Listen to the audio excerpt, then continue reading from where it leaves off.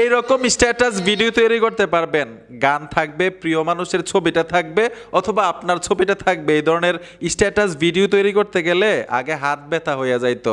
আজকে 30 সেকেন্ডে দেখাবো এই ধরনের স্ট্যাটাস ভিডিও কিভাবে মোবাইল দিয়ে তৈরি করবেন, নিজের ছবি অথবা প্রিয়জনের ছবি দিয়ে গান এড করে। আসেন শিখে আসি।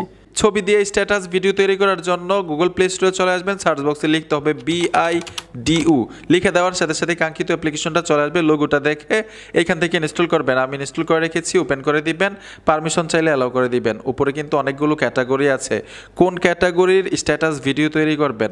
ঠিক আছে, নিচে চলে আসবেন, অনেকগুলো স্ট্যাটাস ভিডিও আছে। যে ভিডিওটার মতোই আপনি ভিডিও তৈরি করতে চান এটার উপরে টাচ করে দিবেন।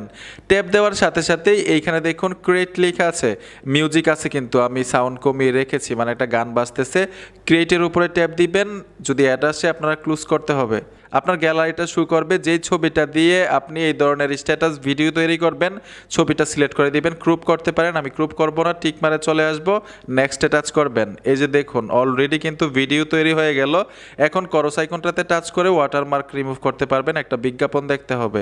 Already video complete. গ্যালারিতে নেওয়ার জন্য এক্সপোর্টে টাচ করে দিবেন, HD কোয়ালিটি সিলেক্ট করে দিবেন, এইখানে ওকেতে টাচ করতে হবে, ভিডিওটা গ্যালারিতে চলে যাবে।